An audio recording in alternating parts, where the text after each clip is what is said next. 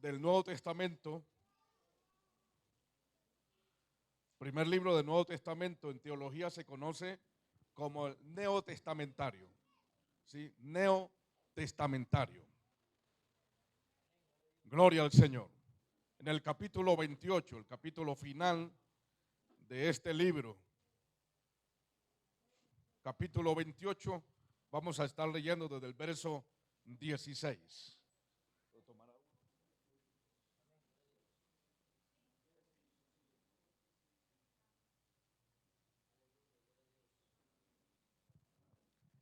Gloria al Señor. Quiero decirle que si de pronto están tomando nota o van a tomar nota eh, y algo no entiende, paramos allí, porque la idea es que ustedes comprendan. Hay muchas cosas profundas en la palabra y quiero decirle que la palabra del Señor es un campo científico. Es un campo científico donde maneja 3 idiomas y es tan preciso que cada idioma que maneja lleva una gematría. ¿Qué quiere decir gematría? Que cada letra equivale a un número. Cada letra equivale a un número. O sea que detrás de esta Biblia hay una Biblia codificada en números, ¿sí? Entonces, cuando le digo que es un campo muy científico, muy profundo, ¿sí? Por eso el Señor dijo, escudriñad las Escrituras, porque a vosotros parece que en ellas tenéis la vida eterna. ¿Me hago entender? Entonces hay que prestarle atención. La Escritura no es para irse a acostar y leer un versículo y echar a roncar. No, la Escritura es para escudriñarla, sacar el tiempo, ¿sí? Y a escudriñarla, sabiendo que esta es una versión. Esta no es la original. Escúcheme bien, la original está en griego. La original también está en hebreo, ¿sí? Entonces, esa no la tenemos, una versión traducida a nuestro castellano, a nuestro español. No es castellano tampoco. Castilla es un pueblo de España, es el español. Amén. Entonces, vamos a leer en la autoridad del Padre, del Hijo y del Espíritu Santo. Mateo 28, 16. Voy a leer un versículo, ustedes leen el otro, ¿sí? En alta voz. Amén, hermanos. Dice así, pero los 11 discípulos se fueron a Galilea, al monte donde Jesús les había ordenado.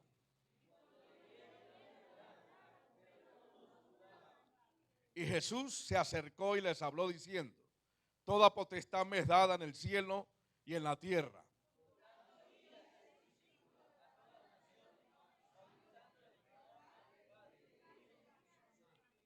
Todos, enseñándoles que guarden todas las cosas que os he mandado. Y aquí yo estoy con vosotros todos los días hasta el fin del mundo. Amén. Amén significa así es, así será y será hecho. Amén. ¿Y sabe que es un nombre más del Señor Jesucristo? ¿Lo sabían? Es un nombre más del Señor Jesucristo. Apocalipsis lo dice. He aquí el testigo fiel, el amén. ¿Sí ve? Amén. Padre, te damos gracias en el nombre de Cristo Jesús. Señor, gracias por darnos la oportunidad de traernos a tu casa, a tu iglesia. Señor, a este lugar. Bendice a los pastores que están aquí, a los hermanos, los líderes. Bendice esta congregación. Señor, gracias porque tu palabra es grande, sublime, maravillosa, Señor. Y es vida a aquellos que escuchan y abren su corazón para escudriñar las profundidades de ella. En el nombre de Cristo Jesús. Señor, revienta las cadenas, las ligaduras. Vuelve a la vida aquel que está, Señor, muriendo, moribundo, en el nombre de Cristo. Señor, da vida a aquel que la necesita. Y que tu palabra corra y sea glorificada por todos los que lo oímos en Cristo Jesús. Señor, muchas gracias. Y en tus manos lo depositamos en esta noche. Para que tú nos bendigas y nos edifiques en la fe. En el nombre de Cristo Jesús. Muchas gracias. Amén. Y amén. Tome asiento dándole la gloria al Señor. Saludo a los pastores que hayan acá. Gloria al Señor. Saludo al pastor también. Y si hay más, Dios les bendiga grandemente. Es un placer conocerles. Pastor Juan David, Fernando, Gloria al Señor. Me alegra, tan jóvenes, para dar toda esa juventud al Señor. Gloria al Señor. Es lo más lindo que le puede pasar a uno, servir al Señor desde muy temprana edad. Amén. En el mundo se alegran cuando las personas tienen a un sacerdote en la casa. Dice, es el cura de la casa. Y la iglesia de Cristo también debe de alegrarse que también tienen un pastor en la casa. Amén.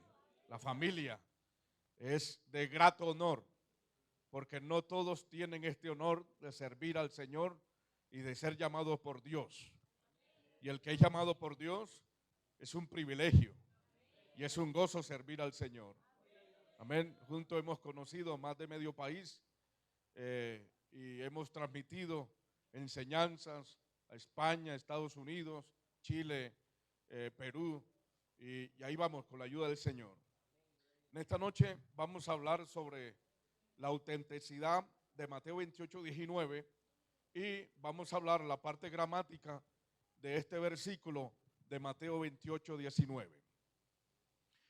Nosotros acá, cuando abrimos el Nuevo Testamento, encontramos el primer libro como Mateo. Y déjeme decirle que Mateo no es el primer libro que se escribió. El primer libro que se registró como evangelio es el libro de Marcos. Marcos es el primer libro. ¿Sí? Por algunas razones se presenta Mateo como el primer libro neotestamentario. Neotestamentario. Y es el primero que uno se encuentra, ¿sí? Inmediatamente. ¿Por qué está allí? Pues uno, porque es una relación de apóstol. En los evangelios solamente existen dos apóstoles. Amén. Mateo y Juan. Amén. Dos apóstoles. Marcos y Lucas. Marco es judío, pero Marco escribe su evangelio a una clase social llamada los romanos. Lucas escribe su evangelio, aunque es el primer gentil. Era muy difícil que un gentil entrara a ser parte de los escritos de la Biblia. Y es el único gentil. En el Antiguo Testamento no hay ningún gentil. En el Nuevo Testamento solo Lucas. Y Lucas se ganó esta oportunidad porque Lucas fue reconocido en el gremio de los apóstoles y fue un escriba. Fue un colaborador, a pesar que era un médico, era un intelectual y era médico. Y Lucas, por ser colaborador del apóstol Pablo y también por estar aparte, también unido con los apóstoles, se ganó el privilegio dentro de la Escritura de ser nombrado su libro, ¿sí? Su libro, dos libros, el libro de los Hechos y el libro de los Evangelios, ¿sí? Como parte del canon del Nuevo Testamento. Amén. Canon del Nuevo Testamento. Todas esas palabras que usted no entiende, cópielas. Amén. Canon del Nuevo Testamento. De hecho, entonces, Lucas escribe el evangelio a los gentiles, especialmente a una persona particular llamado Teófilo. Tanto el evangelio como el libro narrado de la historia de la iglesia. Amén. Y los hechos del Espíritu Santo. De hecho, entonces, Mateo escribe a los judíos y Marco a los romanos, Lucas a los gentiles y Juan, su evangelio es sinóptico, un evangelio, didáctico, y se ubica simplemente a hablar de la persona de la deidad de Jesucristo. Por eso se separa de los evangelios, porque él se dedica solo a hablar de la deidad de Jesucristo, lo que no hace Mateo, Marcos y Lucas. Mateo, Marcos y Lucas son evangelios sinópticos. ¿Qué quiere decir? Que tienen paralelos, enseñanzas similares. ¿Ok? Enseñanzas similares. Bueno, les digo algo importante. Mateo nombra dos endemoniados en Gadara. Marcos y Lucas nombra uno. ¿Cuál es la aparente contradicción? Se le explico. Mateo es apóstol, si quiere decir testigo inmediato. Amén. Testigo inmediato que caminó con el Señor y pudo ver que eran dos endemoniados. Marcos y Lucas no fueron testigos inmediatos, recibieron la información a través de una investigación exhaustiva, pero la pregunta es, ¿por qué no escriben dos sino uno? Entonces se las ubico aquí. De repente, cada uno de nosotros estamos en un cierto sector de algún lugar de aquí de Medellín, ¿sí? Algunos van caminando hacia allá, otros vienen hacia acá, ¿sí? Y otros están hacia la derecha, ¿sí? Y otros hacia la izquierda, unos al oriente, otros al occidente, otro al norte y otro al sur. ¿Me explico? Entonces, y de pronto hubo un accidente. En ese accidente resulta que cada uno vio dependiendo del lugar de a donde está. Entonces, los de allá pudieron ver de pronto la parte frontal del carro y pudieron ver solo al conductor. Los de atrás, ¿sí? Que vienen de la parte de atrás, pongámosle que del sur, solo pudieron ver la parte de atrás y pudieron de pronto ver dos que iban allí.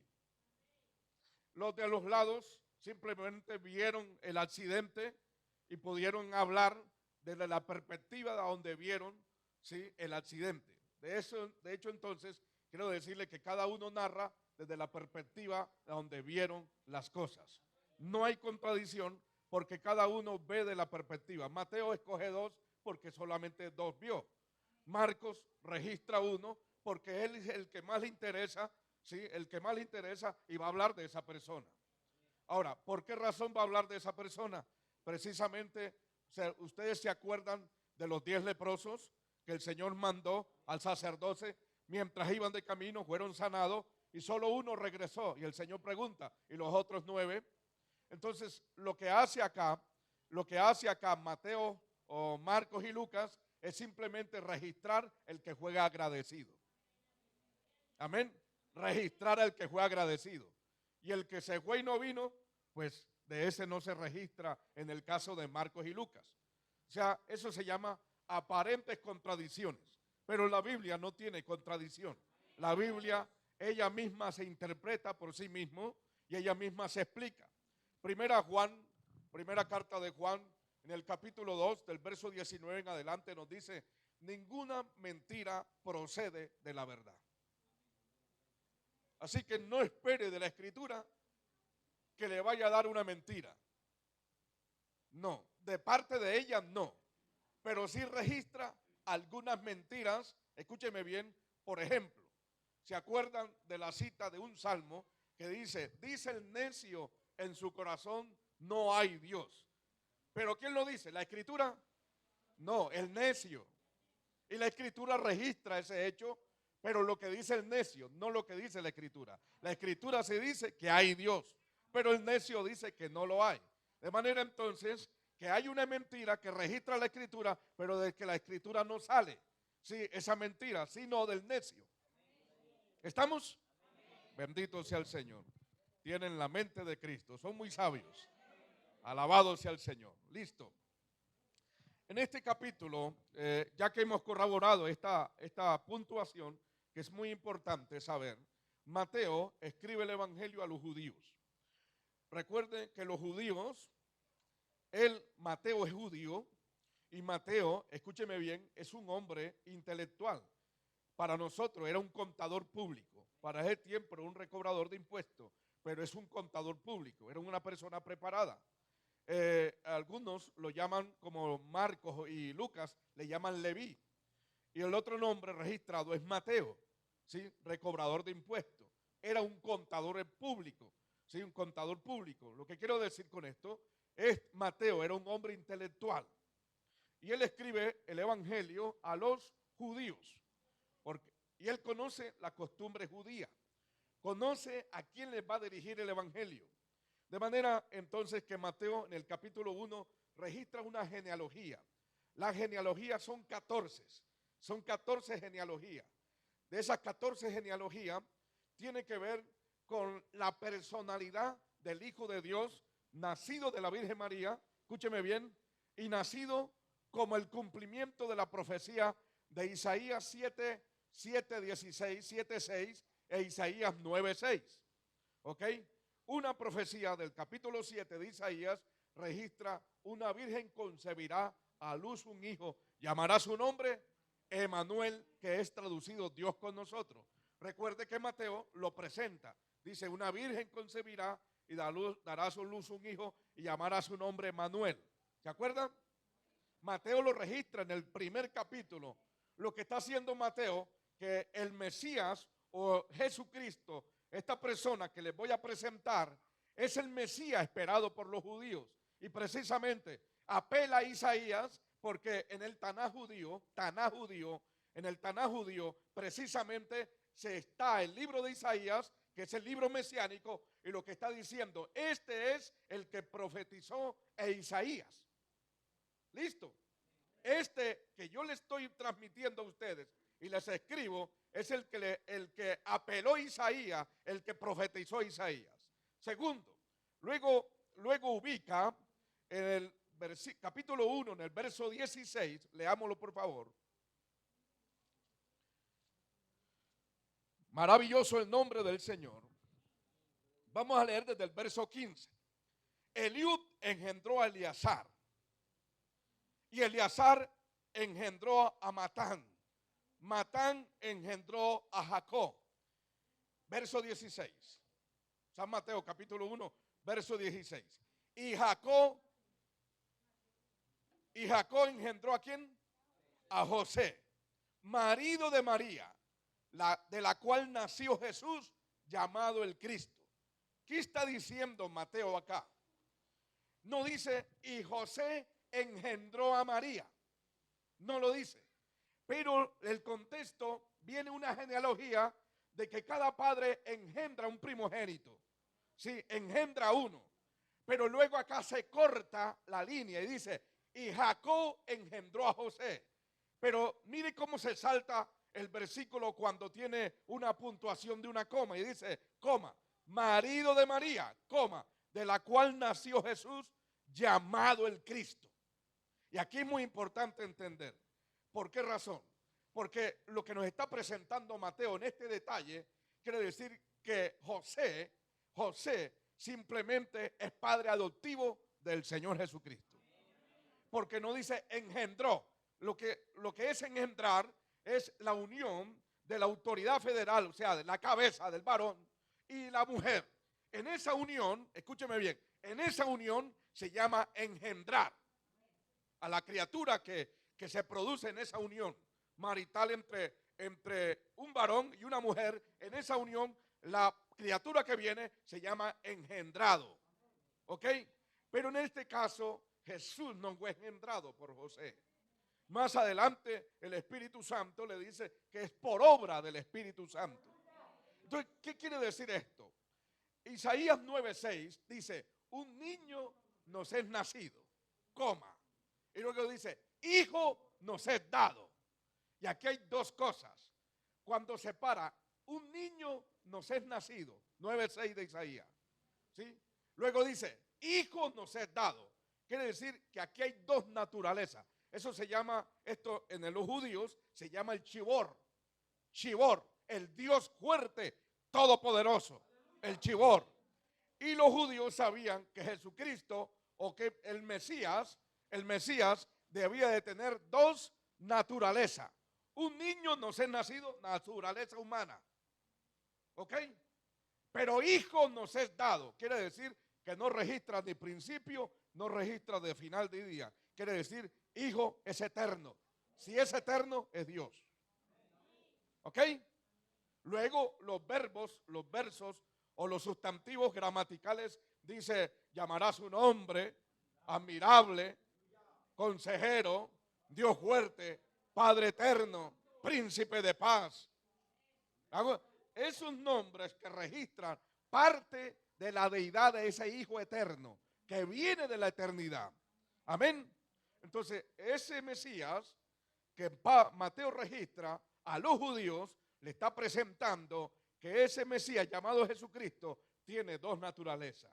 Y es el Mesías, por eso dice llamado el Cristo. La palabra Cristo en griego es ungido y significa aquel que reposó el aceite de la unción que fue separado, orden de Dios para cierta labor. En pocas palabras, cuando lo registra el Cristo, es el Mesías de Israel. Amén. ¿Entendido eso? ¿Hago preguntas?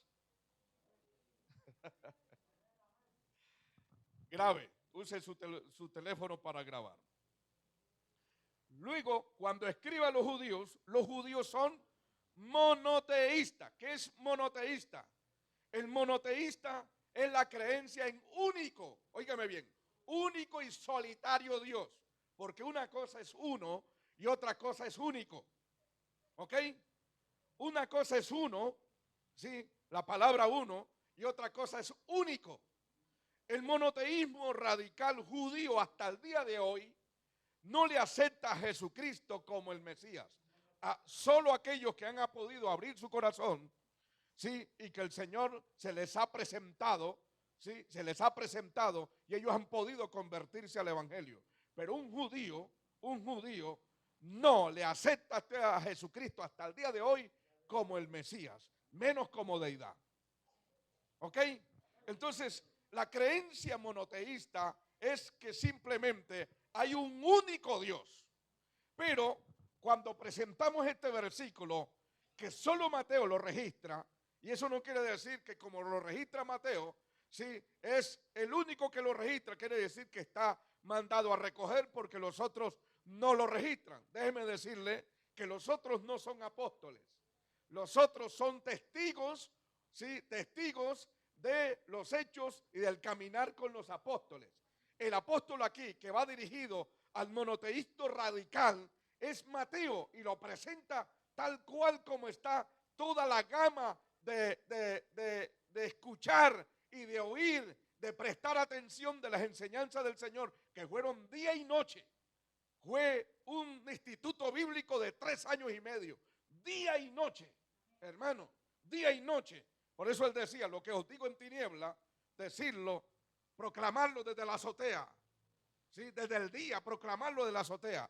¿Por qué dice de lo que os digo en tiniebla? Es porque precisamente en las noches él le enseñaba a los discípulos lo que los discípulos no podían entender, lo que se enseñaban en el día. Entonces preguntaban, Señor, dinos esa parábola, ¿qué significa? Y él pensaba por detalle en las noches a explicarle los detalles a ellos, porque el Señor dice, a vosotros es dado conocer los misterios del reino de los cielos. Y les enseñaba. ¿Cuántos alaban al Señor? Bien, entonces, alabado sea el Cristo. Entonces Mateo, escúcheme bien, Mateo toma este versículo que oyó de nuestro Señor Jesucristo. Y este versículo lo registra Mateo, mas no lo registra Marcos ni Lucas, tampoco Juan, porque Juan se dedicó a hablar solo de la deidad. ¿Ok? Y eso no quiere decir que estas 3 personas que tenemos acá,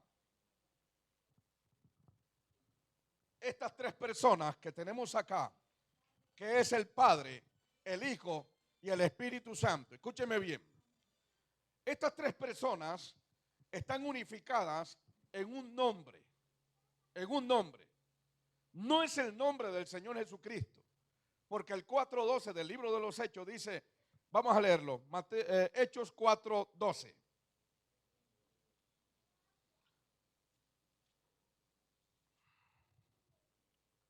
Gloria a Cristo Jesús. Hechos 4:12. ¿Lo tienen? Dice, y en ningún otro hay salvación, porque no hay otro nombre bajo el cielo dado a los hombres. Bajo el cielo o debajo del cielo, debajo del sol, lo que registra Eclesiastés, debajo del sol, ¿sí? O debajo de este cielo, que es el primer cielo, que tenemos 3 cielos, de este primer cielo es el único nombre, escúcheme bien, y el único planeta, óigame bien, y el único planeta donde se vino a morir el Señor Jesucristo. Escúcheme bien, debajo del cielo hay un nombre que es sobre todo nombre, pero escúcheme bien, arriba del cielo hay un nombre de la deidad. De manera entonces que tenemos arriba del cielo, sobre todo el universo, sobre todas las galaxias que hayan, hay un nombre que es el nombre de la deidad, que es del Padre, del Hijo y del Espíritu Santo. ¿Me hago entender? Pero debajo del planeta Tierra que estamos viviendo, se nos concedió un nombre que es sobre todo nombre, llamado Jesucristo. Filipenses capítulo 2, vamos a leerlo. La carta a los Filipenses, capítulo 2.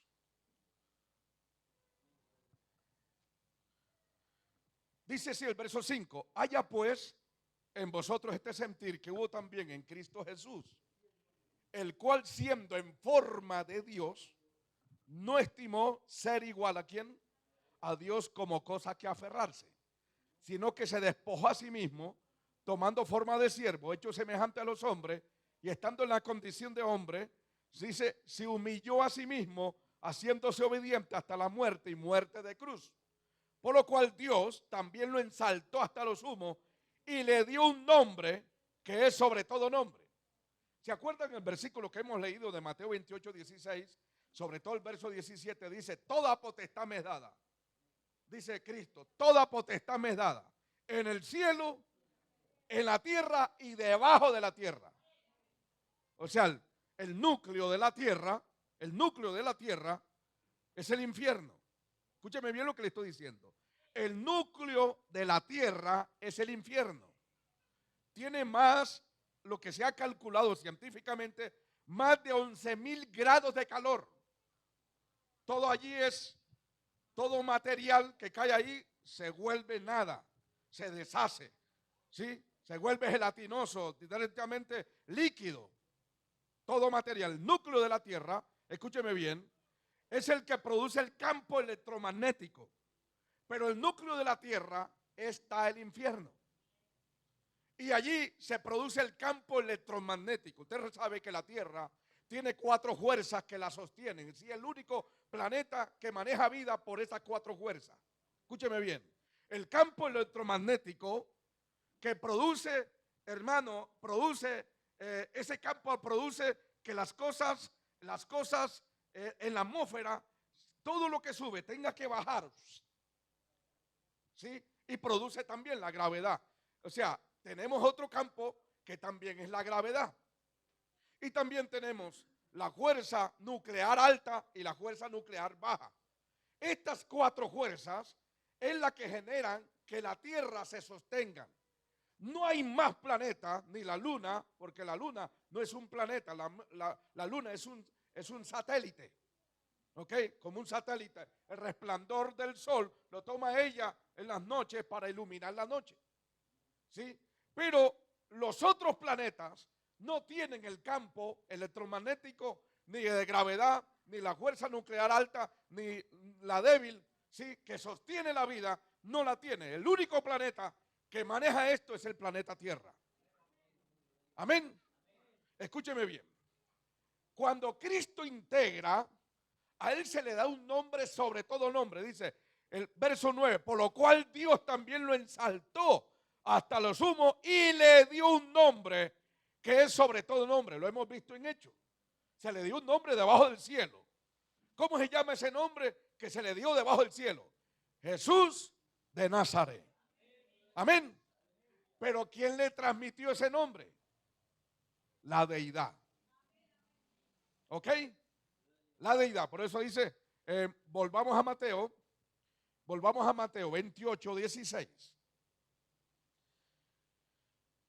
Pero los 11 discípulos se fueron a Galilea, al monte donde Jesús les había ordenado.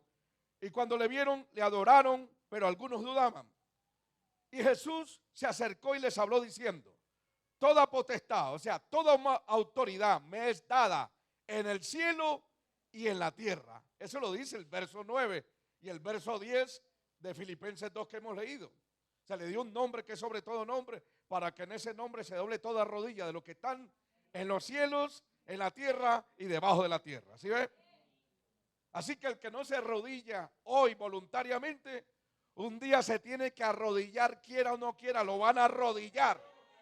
Lo van a atender y le van a sacar la lengua. Sí, le sacarán la lengua a los ángeles. Y tiene que confesar, quiera o no quiera, que Jesús es el Señor. Alabado sea Cristo Jesús. El testimonio de un testigo de Jehová que murió y resucitó. Ellos no creen en Cristo como deidad, pero resulta que murió, y cuando murió él salió del cuerpo. Dice otra cosa que los judíos, los testigos de Jehová no creen.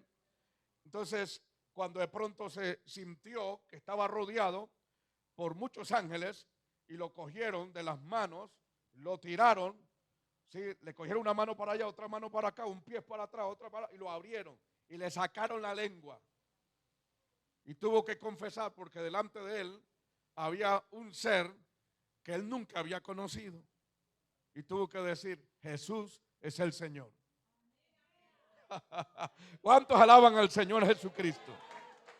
Bendito sea el Señor para siempre. Bien, este versículo que vemos acá: por tanto, id y haced discípulos a todas las naciones, bautizándoles en el nombre del Padre, del Hijo y del Espíritu Santo.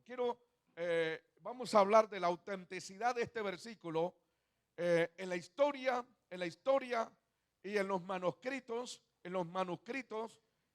donde precisamente se escribió la escritura, la parte original. Escúcheme bien. Cuando hablo de manuscritos, estamos hablando de los hagiógrafos. ¿Quiénes son los hagiógrafos? Son los primeros escritores que empezaron a sentar las bases, ¿sí?, de la escritura por la persecución. ¿Cuándo se empezó a escribir el Nuevo Testamento? Se empezó a escribir desde el año 45. Escúcheme bien, año 45. O sea que cuando Jesús enseñaba, ellos no escribían, precisamente no estaban escribiendo. Solamente ellos oían y se ubicaba lo que era la tradición oral. ¿Me hago entender? Yo escucho, sí atiendo precisamente, y luego transmito lo que oí. Eso se llama tradición oral. Y ellos hacían eso. Pero ¿qué pasó? Cuando empezó la persecución, que la Biblia lo registra en el libro de los Hechos, desde el capítulo 7 en adelante empieza la persecución, empieza la necesidad, porque todos los discípulos tuvieron que emigrar a diferentes lugares. Sí, entonces hubo la necesidad de ubicar lo que se llama registro escrito, y empezaron a escribir lo que habían oído, lo que habían visto, y empezaron a escribir lo que hoy tenemos como el canon del Nuevo Testamento. Amén. ¿Estamos bien? ¿Alguna pregunta hasta aquí? Con respecto al tema, ¿no? Que no nos salgamos del tema. ¿Todo bien? Listo. El primer escritor es Marco. Marco registra su evangelio desde el año 45 al año 50. Mateo escribe desde el año 60 al año 70. Escúcheme bien. Año 60 al año 70. Estamos hablando casi de 15 a 10 años de diferencia que escribe San Mateo. O sea que Marco debiera ser el primer libro, pero recuerde que está allí como apóstol y estaba allí dirigido, porque es un evangelio directo dirigido a los judíos monoteístas. Bien, de hecho entonces empezaron a escribir. El último libro que se escribió es el libro de Apocalipsis, en el año 92 al año 95, por el apóstol Juan. Registra el último libro que se escribe, es el libro de Apocalipsis. Amén. Bien. Un dato importante para que ustedes vayan teniendo en cuenta. ¿Cuándo escribió Mateo su evangelio? Ok, 60 al 70. Bien. Van a escribir ahí como nota: la didache se escribió didache o didaje. Se escribió del año 65 al año 80. Didache o didaje. Así. Luego la miramos. Porque es bueno que relacionemos esto. Cuando yo le diga, mire usted que si Mateo escribe su evangelio del año 60 al año 70, la didache o didaje. D-I-D-A-J-E. Didaje. D-I, la D de dedo, la I, ya ahorita le doy la fecha. D-I-D-A-J-E. o D-I-D-A-C-H-E, didache o didaje. Año 65 al año 80. Es un manuscrito antiguo de esa fecha, del primer siglo de la época de la iglesia. Un manuscrito importante que lo vamos a ver, mañana lo miramos porque hay que mirarlo importantemente, este manuscrito. Bien, vamos a mirar, antes de ir quiero explicarles algo. Esto, por tanto, id y hacer discípulos, estas dos palabras son dos verbos. Id es un verbo y hacer discípulos es otro verbo. Pero estos dos verbos están en imperativo, quiere decir que es una orden. Una orden para los ministros, para los líderes y para la iglesia. Lo importante de este verbo, el más importante, es hacer ¿qué? Discípulos, no cristianos. Porque cristiano fue un nombre acuñado ya en el año 55. Escúcheme bien. Año 55, cuando los cristianos le llamaron cristianos por primera vez. Anteriormente eran llamados discípulos. Amén. Y hoy tenemos que volver a la misma raíz. Porque una cosa es discípulo y otra cosa es cristiano. Usted le pregunta, ¿usted es cristiano? A la gente que va a predicar, evangelizar, todo el mundo aparece como cristiano. Pero discípulo es otra cosa. El discípulo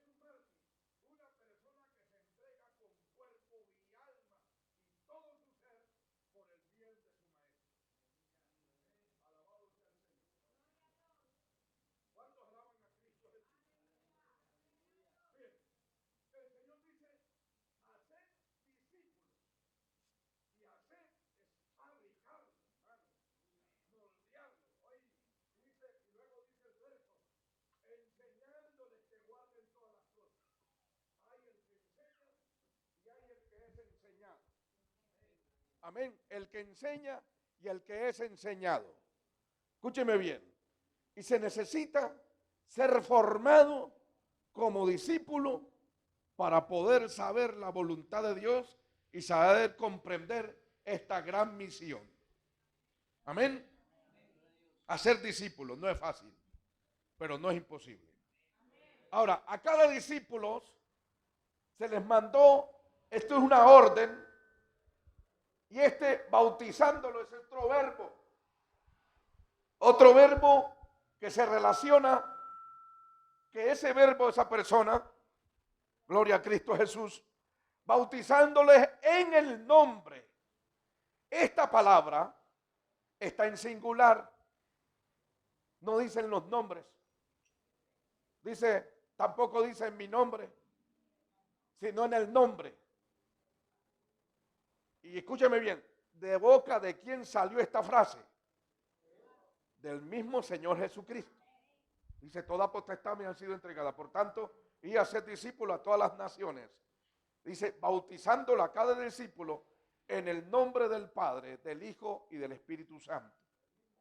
Escúcheme bien, este nombre está en singular, pero representa una unidad en tres personas. Yo quiero que verifique ahí en la Escritura, Mateo 28, 19. Cada nombre, si la primera letra de cada nombre está en minúscula o está en mayúscula. Está en mayúscula porque son nombres propios. Y los nombres propios en el griego se le llaman sustantivos nominales. Escúcheme bien, y son sujetos. Sustantivos nominales y son sujetos. ¿Qué hace si en este nombre hay un Padre, hay un Hijo y hay un Espíritu Santo? Escúcheme bien. O sea que hay un nombre que acobija a tres personas. ¿Por qué digo tres personas y no tres modos? Primero, uno, porque esta partícula está ahí. Es una conjunción tanto en griego como en español. Una conjunción. ¿Qué hace una conjunción? Una conjunción, conjunción, por favor, copien eso.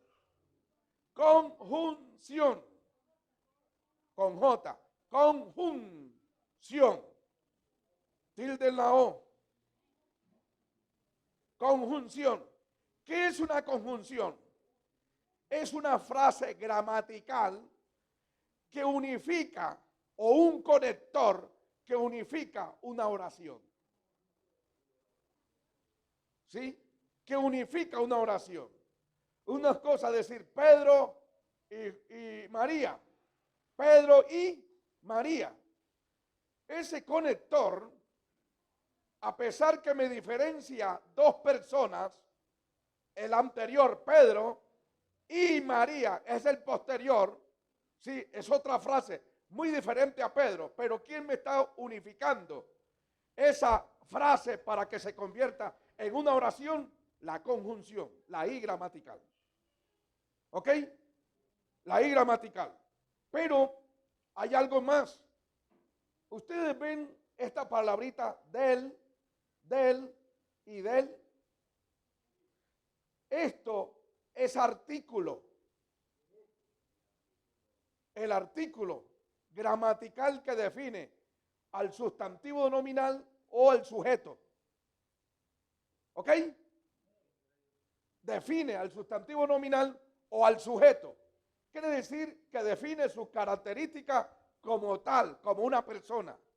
Entonces, como al Padre y del Hijo y del Espíritu Santo. Lo que quiere decir que hay tres personas dentro de un nombre, de una unidad. Amén. De una unidad. Toda persona, escúcheme bien, nadie puede tirar ni revolcar este texto, y lo vamos a ver por la historia y lo vamos a ver por la crítica, lo que se llama el criterio textual. Escúcheme bien, hay dos textos griegos, dos Nuevos Testamentos griegos, uno desde el primer siglo hasta el siglo XVIII y otro desde el siglo XIX hasta el siglo XX. Uno nuevo y otro antiguo. El antiguo se llama texto bizantino. Escúcheme bien. ¿Cómo se llama? Texto bizantino. Texto mayoritario. Textus receptus. Vuelvo a repetir. Se llama, tiene varios nombres. Texto bizantino. Texto mayoritario. Textus receptus.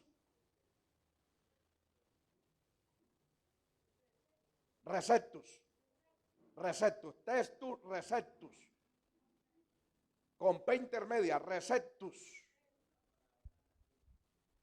Es una palabra latina. Escúcheme bien, se le conoce en la crítica textual, se le conoce el TR, ¿ok? TR. Pronto estén viendo un diccionario bíblico y de pronto dice, no se encuentra en el texto TR. Ya usted sabe que es el texto bizantino, o el texto mayoritario, o el texto recepto, que es el Nuevo Testamento griego usado por los padres de la iglesia del primer siglo, ¿sí? Hasta el siglo XV y siglo XVIII. Es el texto de la Reforma. De ese texto, escúcheme bien, de ese Nuevo Testamento griego salió las Biblias, las mejores Biblias, la Biblia King James en inglés, la King James. ¿Sí? Y la Reina Valera, primero llamado Biblia del Oso. ¿Ok? Biblia del Oso. Se tradujo de ese texto. ¿Por qué este texto es tan famoso? ¿Por qué este texto es tan famoso? Porque de tantos, escúcheme bien, hubieron en la época de la Reforma, hubieron varios Nuevos Testamentos griegos del texto bizantino, pero se escogió el texto de Erasmo de Rotterdam, que es el texto TR, se escogió ese. ¿Quién lo escogió? Lo escogió Martín Lutero para traducir la Biblia al alemán, y se hizo muy popular, y ese fue el que sobresalió por encima de los demás textos griegos. Amén. Ok. En el siglo que vivimos, el texto antiguo lo votaron. En pocas palabras, lo tiraron a la basura. Ni las sociedades bíblicas colombianas, escúcheme bien, no tienen nada que ver con el texto mayoritario o el texto recepto. No lo volvió a usar. La única sociedad que ha usado este texto se llama las Sociedades Bíblicas Trinitarias de España. Y ella actualizó una Biblia, escúcheme bien, la Biblia Reina Valera 1909, la actualizó, y las Sociedades Bíblicas Trinitarias de España, y se llama la Biblia SBT. ¿Ok? Sociedades Bíblicas Trinitarias, SBT. Es la versión actualizada de la 1909, Reina Valera 1909, es la versión actualizada, se llama SBT. Amén. Ok. Nosotros, ¿qué debemos hacer? Tener la versión 9 y tener la versión 60. ¿Por qué?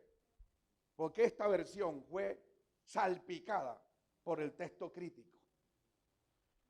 El texto de 1900 al siglo XX, todas las Biblias están usando, o todos los traductores están usando lo que llama el texto crítico.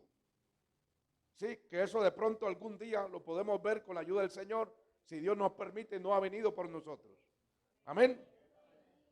El texto crítico, escúcheme bien, es el más utilizado hoy por la mayoría de los traductores, pero este texto crítico ha mutilado capítulos enteros, versículos los ha desaparecido, escúcheme bien, ha desaparecido versículos enteros, y todos los nombres o palabras o pronombres que tengan que ver con la vida de Cristo los han cambiado para torcer la divinidad del Señor Jesucristo. El ataque de este texto va contra la divinidad del Señor Jesucristo. Óigame bien lo que estamos hablando. De ahí entonces tengo que mirar qué Biblia puedo usar. Porque no todas las Biblias están traducidas del texto de los apóstoles. No.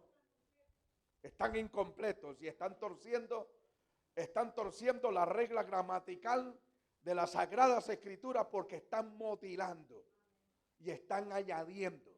De manera entonces que ya existen Biblias mutiladas y Biblias parafraseadas. ¿Qué quiere decir las Biblias parafraseadas? Las Biblias parafraseadas, por ejemplo, como la NBI, usted dice, no es porque la entiendo mejor, pero le voy a decir una cosa. Cuando usted dice que tengo la Biblia NBI, entonces usted me está diciendo que ya usted no cree en la inspiración de la Biblia, plenaria y verbal, porque ya cree en la inspiración del concepto. ¿Qué es la inspiración del concepto? Lo que yo entiendo de ese versículo lo voy a traducir. Lo que yo entiendo, pero es mi interpretación, más no es la inspiración de la Escritura, que son dos cosas importantes y dos cosas muy diferentes. Una es la inspiración de la Escritura y otra es la interpretación. Y se llaman Biblias parafraseadas. Es porque yo lo entiendo mejor así. Sí, pero usted se está saliendo del texto. Porque yo puedo traducir la Escritura también. ¿Sí? Yo la puedo traducir. Y yo puedo interpretar del versículo otra cosa que el otro traductor no lo tomó. Entonces, ¿cuál de esas? Entonces aparecen 10 traducciones con 10 Biblias parafraseadas, interpretaciones diferentes. Entonces allí donde entra la sagrada confusión. Confusión. Se llama volver a la Torre de Babel. A una confusión y donde entra la gente. Bueno, ¿yo a quién le creo? No. Para eso nos toca, como dijo Jeremías 6:16, paraos en los caminos y preguntad por la senda antigua. Y hallaréis descanso para vuestras almas. Dice, buscarla y andad por ella. Y hallaréis descanso para vuestras almas. Ese texto, ¿sabe quién lo citó? Y se lo adjudicó a sí mismo. En Mateo 11:26, ese texto vuelve a cobrar vida. ¿Y qué dice el Señor? Venid a mí, todos los que estáis trabajados y cargados, que yo os haré descansar. Y hallaréis descanso para vuestras almas. O sea que la senda antigua se llama Jesucristo. ¿Cuántos alaban a Cristo Jesús?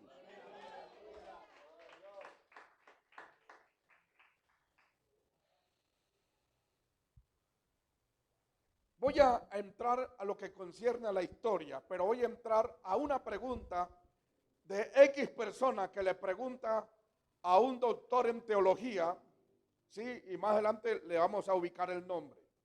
Un lector quería preguntarle sobre Mateo 28, 19. He estado leyendo en la prueba del Evangelio de Eusebio, que él nunca citó bautizándoles en el nombre del Padre, del Hijo y del Espíritu Santo, sino más bien que esa parte se traduce en mi nombre. Dígame bien lo que está diciendo un lector y piden que explique. Él dice que esa parte se traduce en mi nombre. Entonces dice acá, hasta donde sé Eusebio, uno de los padres de la iglesia, tenía acceso a varias versiones anteriores a la que tenemos hoy. Esta Biblia, K2, hasta donde sé, pues no la tengo a la mano, traduce también en mi nombre. La Biblia K2 es una Biblia traducida a los judíos. Escúcheme bien. Es una pregunta, una inquietud de un lector. Respuesta. Buena pregunta. Basado en la evidencia que tenemos hasta el día de hoy, uno puede decir con plena confianza que Mateo escribió bautizándolo en el nombre del Padre y del Hijo y del Espíritu Santo. ¿Por qué? Todos los manuscritos 100% lo dicen, todos los manuscritos. Y aquí es importante notar, ¿cuáles manuscritos? Volvemos al tema del criterio textual. El texto receptus, que se llama el texto mayoritario o el texto bizantino, escúcheme bien, tiene 8.500 manuscritos y todos concuerdan el 99%.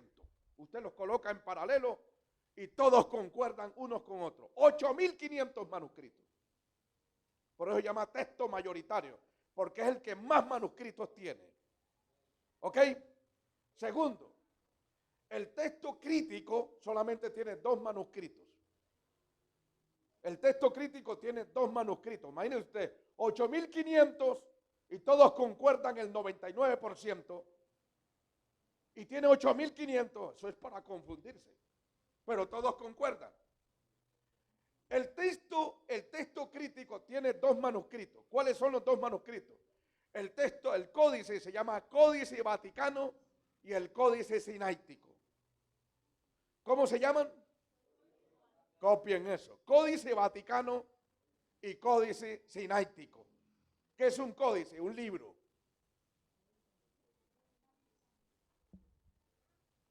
Gloria a Cristo Jesús.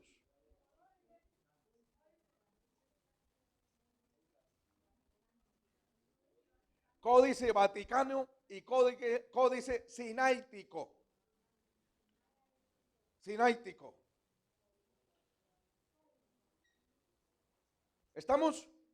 Ok. Solo 2 manuscritos. ¿Y sabe qué? Le digo una cosa.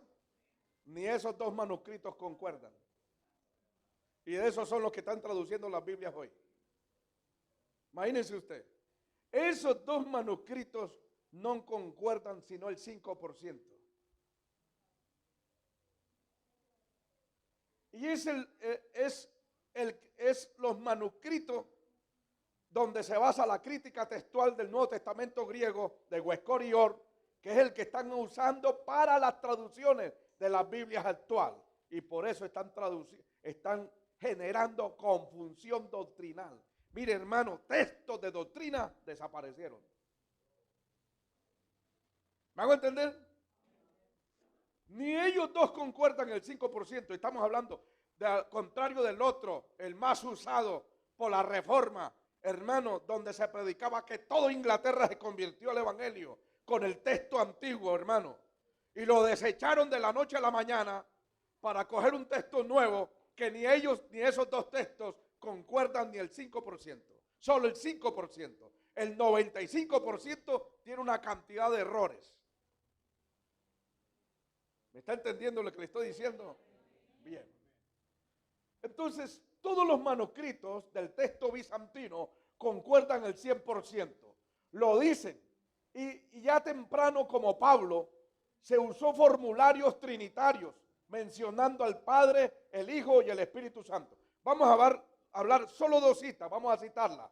Segunda carta a los Corintios 13:14 y vamos a ver otra carta, Primera de Pedro, capítulo 1, verso 2. A ver, ¿alguien me puede colaborar? Segunda carta a los Corintios 13:14.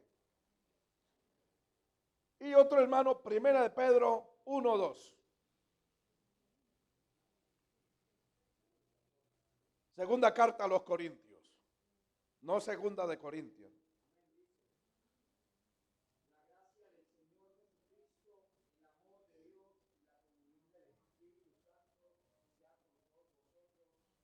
Amén.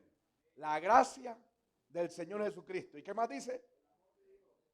Y el amor de Dios y la comunión con el Espíritu Santo sean con todo. Eso se llama fórmula trinitaria. ¿Y quién la usó? Estamos hablando, ¿quién escribe a los Corintios? Pablo. Y está usando una fórmula trinitaria. Y no solamente, yo le tengo aquí varias citas, pero hay una cantidad de citas. Todo el Nuevo Testamento tiene que ver con las tres personas de la deidad. Todo el Nuevo Testamento tiene que ver con las tres personas. Yo les traje esta enseñanza, la dimos del pastor, pero en estos días ubicó otras cosas muy importantes, que las vamos a ver y usted se va a quedar viendo un chispero. ¿Cuántos quieren ver chispero? Bueno, póngale atención.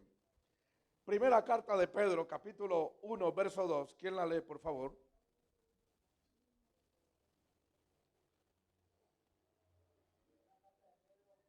Uno, dos.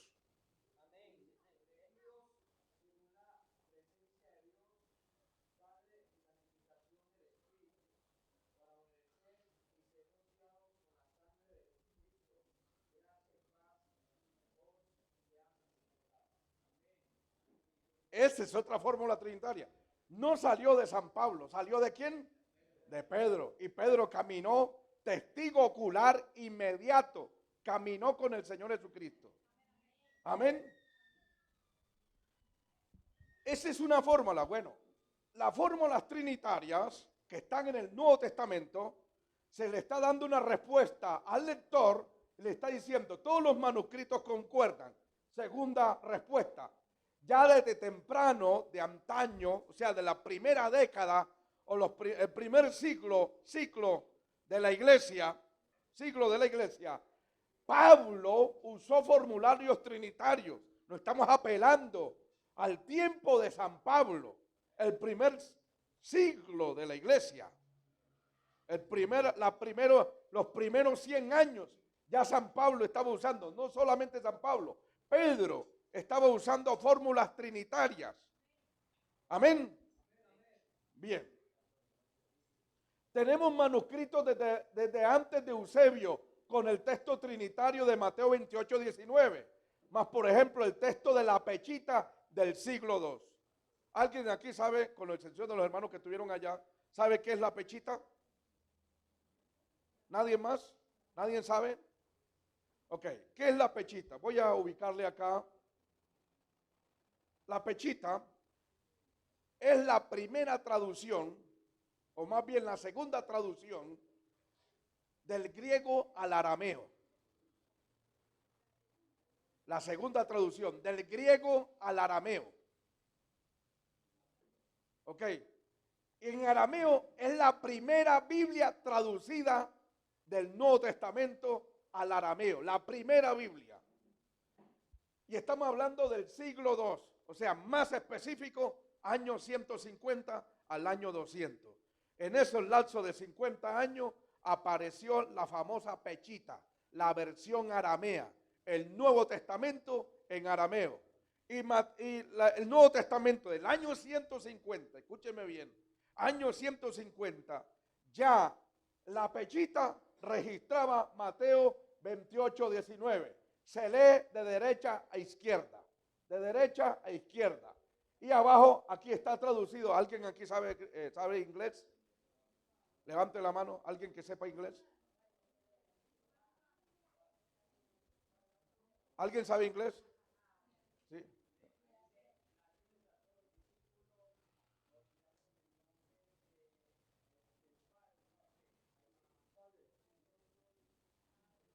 De Father, aquí padre.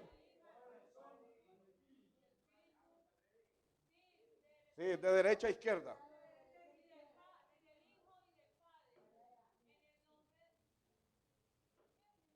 Y esos son Hijo, Father es Padre, y Holy, Espíritu Holy, o sea, Espíritu Santo. Quiere decir, ¿qué quiero comprobar con esto?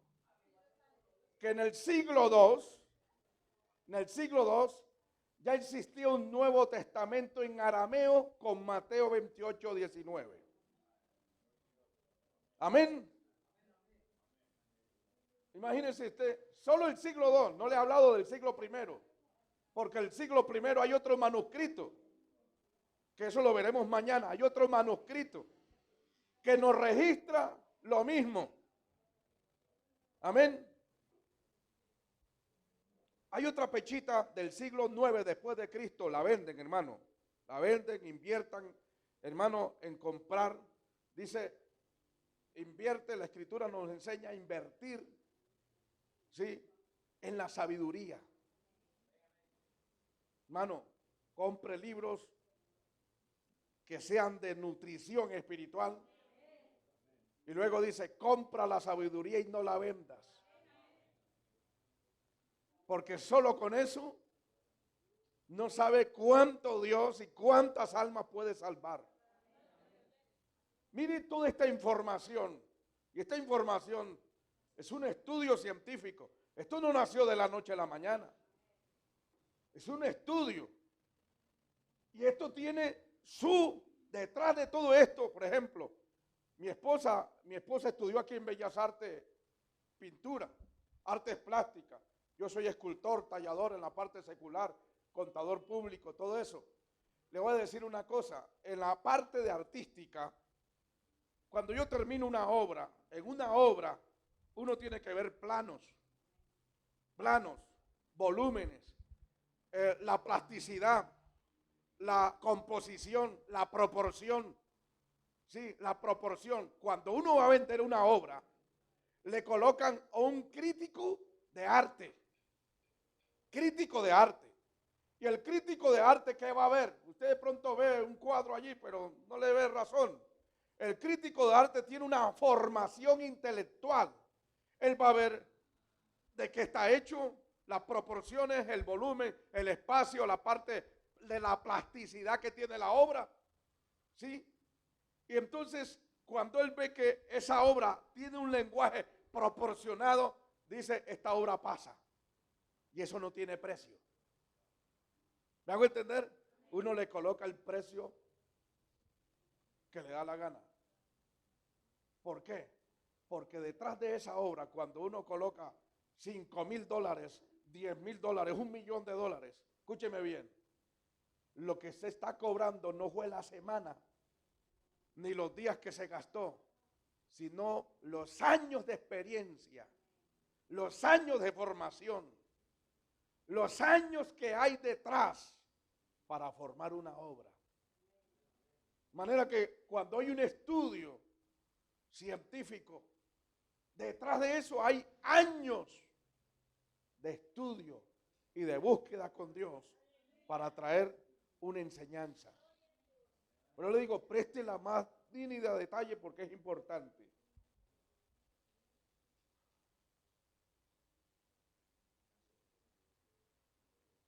Entonces, la pechita del siglo II, con la excepción de un solo padre, escúcheme bien, Eusebio en el siglo IV, estamos hablando de la pechita del siglo II. Miren lo que dijo el lector, dijo, bueno, es que yo he leído y las obras de Eusebio, creo que él citó obras anteriores de antaño y parece que este hombre está errado, porque solo la pechita, si vamos al siglo II, la pechita no está corroborando el texto. O sea que este hombre tiene una confusión. Entonces, con la excepción de un solo padre, Eusebio, en el siglo IV, todos los padres de la iglesia dicen, bautizándole en el nombre del Padre y del Hijo y del Espíritu Santo. Cuando citan Mateo 28:19, incluyen a Ignacio de Antioquía, año 107 después de Cristo. Tasiano, año 160 al año 175, ya existía la pechita. Irineo fue hijo espiritual ¿de quién? De Policarpo. Y Policarpo fue discípulo inmediato de San Juan, el apóstol. Manera que Juan le enseña a Policarpo, Policarpo le enseña ¿a quién? A Irineo de León, año 180 después de Cristo. Recuerde que Juan muere en el año 92, al año 97 muere el apóstol Juan. Viene Policarpo, queda encargado de Asia Menor, ¿sí? Y Policarpo tiene otros discípulos. Recuerden también el reemplazo de Pablo, ¿quién fue? Timoteo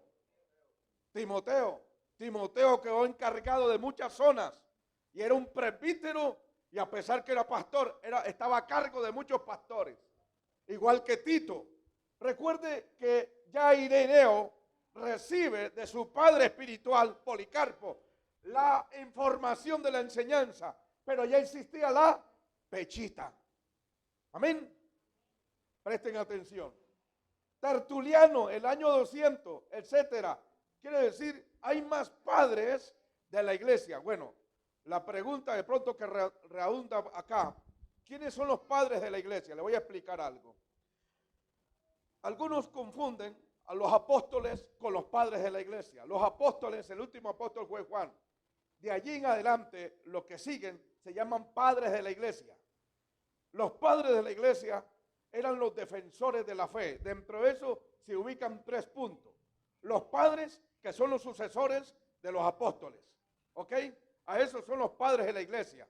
Prácticamente los del primer siglo, del segundo siglo. Año 100 al año 200 son los padres de la iglesia.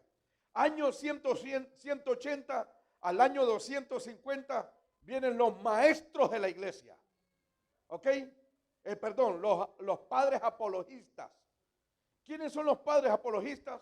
Son los que se remeten contra los griegos, contra los gnósticos, contra el imperio romano, contra gente intelectual. Personas que se convirtieron por la vida de estos personajes, de los padres de la iglesia, se convirtieron y eran personas intelectuales.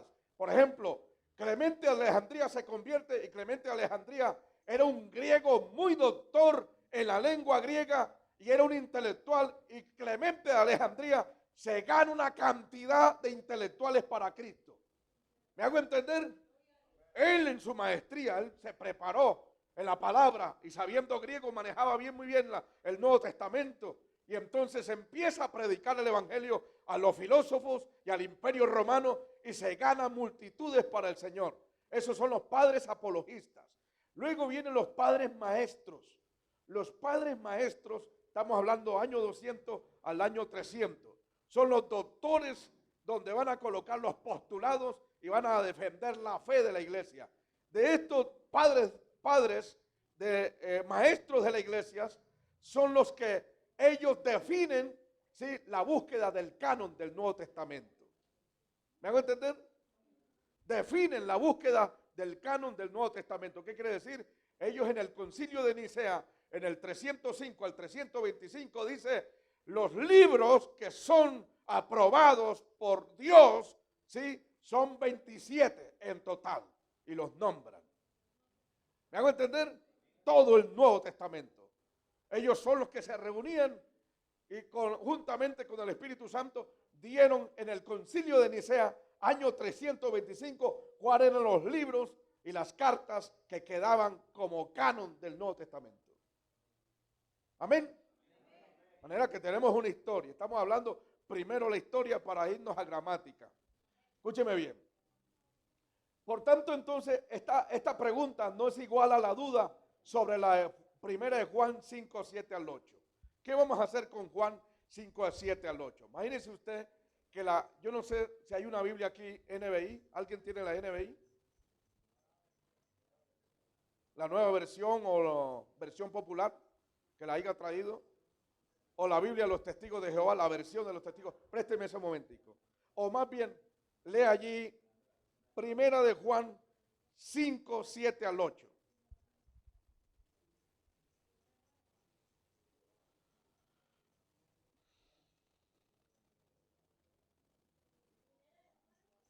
Primera carta de San Juan 5, 7 al 8.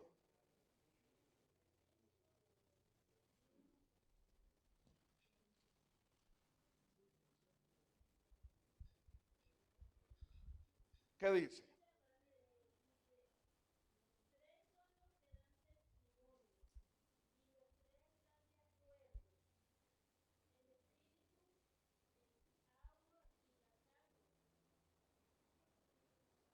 ¿Listo? Bueno, versión Reina Valera, lea mi hermanita, por favor. 5, 7 al 8.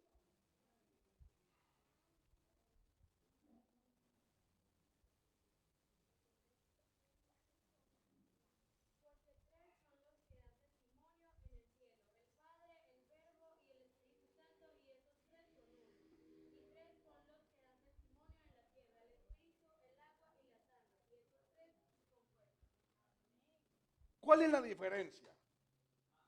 La diferencia es prácticamente por el criterio textual.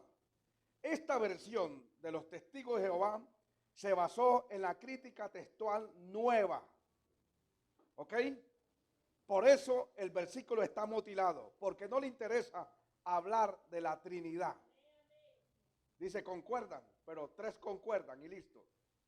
Pero la versión de la crítica textual, escúcheme bien, la versión antigua, el texto receptus, que es esta versión que maneja el texto receptus antiguo, dice, 3 son los que dan testimonio en el cielo, el Padre, el Verbo y el Espíritu, y los 3 son uno. Esta Biblia es fácil para decir, ubicar el monoteísmo y la unicidad. La unicidad. Decir que Dios no existe en 3 personas, sino que es único, solitario. Y por eso entra la confusión a chocar. ¿Cuál es la aclaración? Vuelvo a repetir. El criterio textual que maneja es del Códice Vaticano y el Códice Sináctico, que ellos dos concuerdan, solo el 5% y el 95% están contradictorios. Y el texto más antiguo tenemos el 8.500 manuscritos y todos concuerdan el 97%. Todos concuerdan. Y manejan 1 Juan 5, 7 al 8. Si Dios nos permite, en alguna ocasión hablaremos de eso a fondo, hermano, a fondo. Porque una cosa es hablar de esto a fondo. Cuando yo les muestro los videos, les muestro lo que citaron los padres de la iglesia. Estos hombres del primer siglo citaron 1 Juan 5, 7 al 8. Luego Tertuliano en el siglo II citaron 1 Juan 5, 7 al 8. 3 son los que dan testimonio en el cielo, el Padre, el Verbo y el Espíritu. Y los 3 son uno. ¿Sí ve?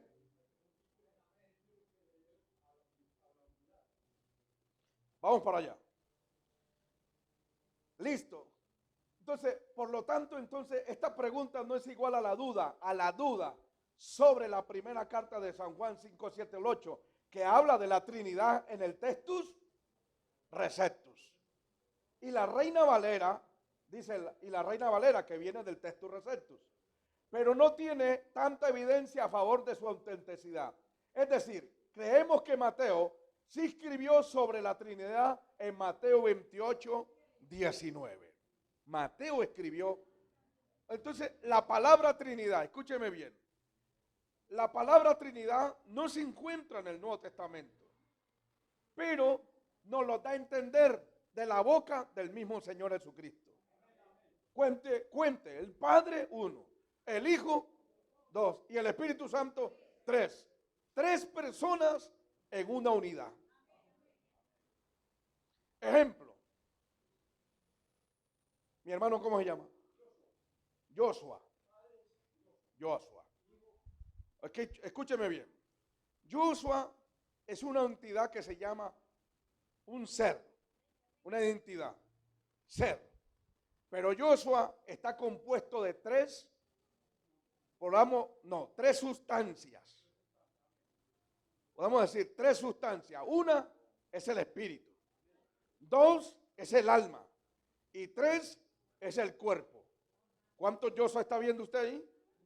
Uno, pero tiene tres sustancias. Escúcheme bien. El espíritu no es el alma. El alma tampoco es el espíritu. Ni el espíritu del alma es el cuerpo. ¿Sabe? Ya le doy la palabra. ¿Sabe quién, escúcheme bien, quién imita nuestras vidas con excepción de algo en nosotros que no tiene esa sustancia? Los animales. Los animales tienen alma y tienen cuerpo, mas no tienen espíritu. Nosotros tenemos espíritu, cuerpo y alma.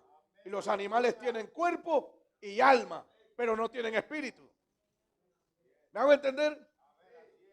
El hombre sin Dios, es por eso como dice el diablo en su Biblia satánica, el hombre sin Dios, no lo dice así, hombre sin Dios, lo dice el hombre es un animal. Los filósofos dicen el hombre es un animal. Y déjeme decirle, y el que niega a Dios no es un animal, es una persona. ¿Me está entendiendo lo que le quiero decir? La Biblia satánica dice el hombre es un animal, claro, apenas tiene cuerpo y alma. Los filósofos de antaños, ¿sí? Los presocráticos, los del conocimiento intelectual, todos dicen que el hombre es un animal. Ok. Pero los que llegan a Dios y tienen vida de Dios, el hombre es una persona. ¿Me hago entender? Los psicólogos dicen el hombre es un animal.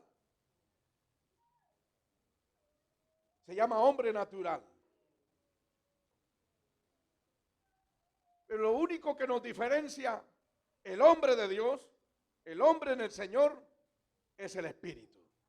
Y el espíritu hace una función en el ser humano, ¿sí? Una función en el ser humano que no lo hace el alma. ¿Me hago entender? Y no quiero hablar a profundidad de ese tema porque no es lo que nos antaña. Quiero darle solamente esa ubicación. Entonces, el hecho es que nadie sabe por qué Eusebio a veces, no siempre, lo citó de otra manera. Pues cierto, era trinitario, Eusebio de Cesarea. También él mismo citó Mateo 28:19 con la referencia a la Trinidad que se encuentra en cada manuscrito. Eusebio, en sus tomos que él hizo, él citó a Mateo 28:19. A propósito, el llamado Chenton no es un manuscrito ni una traducción antigua, sino una versión traducida del latín al hebreo en España en la Edad Media. Escuchemos esto. De hecho, no es verdad que la Biblia Kadosh israelita mesiánica, el Código Real y la versión israelita nazarena traduce el versículo de otra manera. Lo cambian. Punto. Cambian el versículo. Es más, ¿por qué cambian el versículo? Porque ellos son monoteístas, no quieren aceptar otras personas más en la deidad. ¿Me hago entender? Es más, le voy a decir una cosa, hermano. En el tiempo de la Reforma, sacaron una Biblia para los judíos. ¿Y sabe qué hicieron con Isaías 56? En Isaías 56 abajo hay una línea que se llama notas al final de página.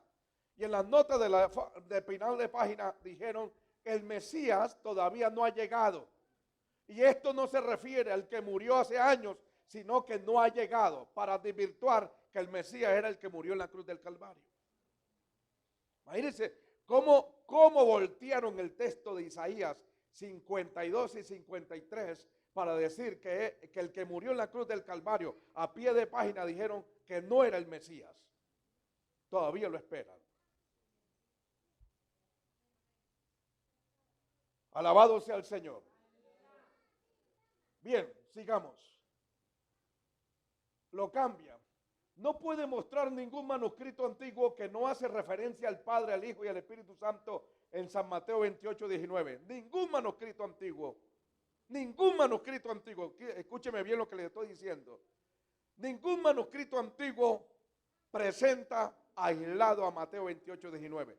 Todo manuscrito antiguo tiene Mateo 28, 19. Todo manuscrito antiguo. En los manuscritos modernos no lo tienen. Pero mire una cosa al que le voy a decir. Esa versión de los testigos de Jehová, escúcheme bien, a pesar que viene de un texto crítico nuevo, ¿tiene Mateo 28, 19? Lo tiene. Imagínese usted, mire lo que le estoy diciendo.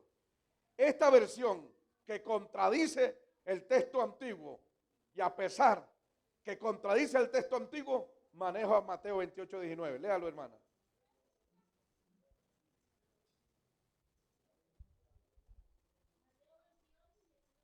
Por favor.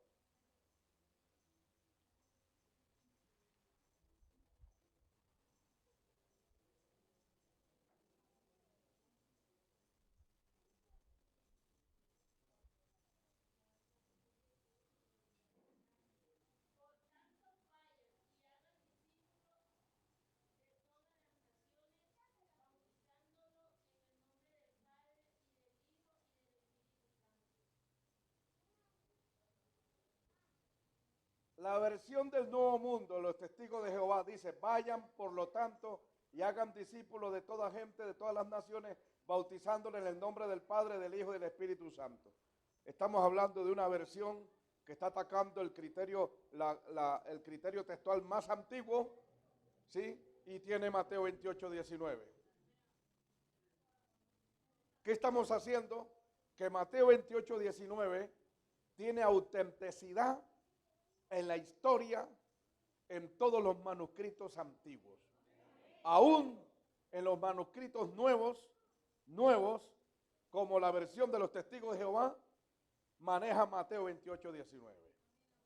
¿Qué dicen los unicistas? Por ejemplo, los llamados testigos de Jehová, llamados Iglesia Pentecostal, voy a hablarle así claramente, Iglesia Pentecostal Unida de Colombia, son unicistas, no son únicos en la parte de unidad. Unicista es una cosa, ¿sí? Y único es otra cosa, único igual que unicista, pero uno es otra cosa. ¿Me hago entender? Ellos dicen que Mateo 28, 19 fue una adulteración y que lo metieron en la Biblia. Hemos comprobado por la historia, absolutamente los manuscritos, le he dado la versión Perchita, le he dado hasta un manuscrito de la versión de los testigos de Jehová, maneja todavía Mateo 28, 19. Hemos visto que a través del Nuevo Testamento, todo el Nuevo Testamento habla de las tres personas, Pablo, el apóstol Pedro, aún Mateo y todos los Marcos y Lucas, y el libro de los Hechos habla de las tres personas, todo el Nuevo Testamento. Entonces, hemos comprobado la autenticidad de Mateo 28, 19. Regáleme un tris. ¿Tenemos? Mire esto. Aquí sí nos vamos a ir a gramática. Gramática. Este es el texto griego. Aquí está la traducción, Reina Valera. Por tanto, y a ser discípulos a todas las naciones, bautizándole en el nombre del Padre, del Hijo y del Espíritu Santo. Yo hice una transliteración. ¿Qué es una transliteración? Se llama el texto griego arriba y abajo está en español. ¿Ok? Entonces dice, por etemptes, hon, matetansan, pantateo, no. Dice, por tanto, y hacer discípulos a todas las naciones. Es un artículo, no, naciones. Bautizándoles, o bautizantes, autoheis, ojo con esta partícula que la vamos a ver más adelante. Eis, mire que tiene una comita hacia la izquierda. ¿Sí la ven? Eso se llama espíritu. ¿Cierto, hermanos, hermanos? El hermano está viendo griego. Eso se llama espíritu. Pero mire que este espíritu está hacia la izquierda, no está hacia la derecha. O sea, al revés suena diferente y quiere decir otra cosa. Amén. Pero está hacia la izquierda. Heis significa hacia adentro. Hay otra palabra, heis, que significa uno, compuesto. Es la misma palabra, pero con un acento muy diferente Entonces dice, ton onoma tou patros kai tou huyos kai tou agio neumatos. Escúcheme bien, vamos a hablar de esta partícula no más. To onoma. To onoma. Escúcheme bien. To onoma significa el nombre. Esta parte, mire el códice sináitico. Aquí le entrego el link para que usted entre a internet y ahí está el códice sináitico. El manuscrito de la crítica textual y ahí falta el códice vaticano. Solo tenemos el códice sináitico en la red, en el internet. El código vaticano lo tiene Roma en el Vaticano, allá está encerrado, no lo dejan apreciar, no lo dejan ver. El único códice que está en la red es este, el códice vaticano, el códice sináitico. En el códice sináitico yo le estoy dando la autenticidad que en el códice sináitico por medio de este link entra a la página de él, busca Mateo 28, 19 y va a aparecer esto. Esto está en griego, ¿sí? Y mire que también, hei to onoma, to pater, kai to huyos, kai to agios, que es el Espíritu Santo. Las tres personas. Estoy hablando que el códice sináitico, donde pertenece la crítica textual nueva, moderna, ¿sí? Que tiene las Biblias modernas, tiene el códice sináitico, tiene Mateo 28, 19. ¿Me hago entender? Tiene Mateo 28, 19. Entonces, ¿qué hice yo? Simplemente se lo traigo acá en PowerPoint, le doy el link para que usted verifique, saqué la porción que está en griego y se la coloqué acá. Le coloqué de a dónde lo saqué. ¿Qué van a hacer ustedes? Van a investigar si esto es verídico o no. ¿Me hago entender? Ustedes tienen que volverse escudriñadores de la palabra del Señor. Tienen que investigar tanto la historia como la parte gramatical para poder entender qué fue lo que quiso decir el agiógrafo. Escúcheme bien, el agiógrafo. ¿Quién es el agiógrafo? El que escribió la escritura. Amén. Porque una cosa es la interpretación que yo le doy y otra cosa es lo que el versículo me quiere decir. ¿Me voy a entender? Son dos cosas muy diferentes. La interpretación que yo le doy le puede dar el hermano Germán, mi pastor, le puede dar otra interpretación y puede aparecer miles de interpretaciones. Por eso existen comentarios, ¿sí? Pero ese no es la inspiración ni es la autoridad suprema de la Escritura. La autoridad es el texto.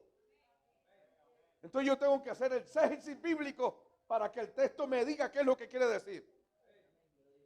Amén. Entonces, sigamos adelante.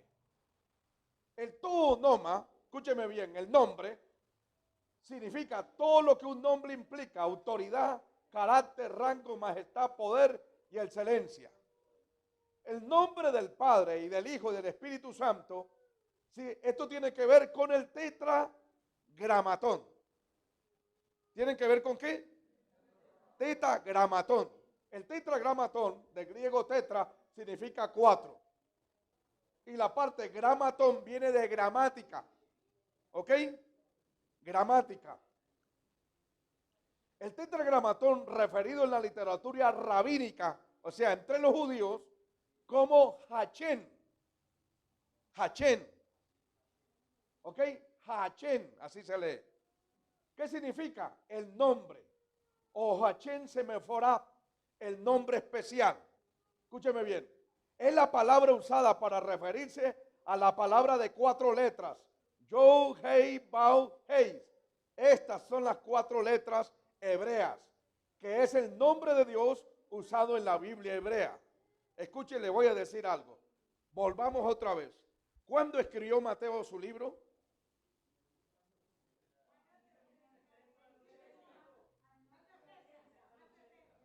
Ok.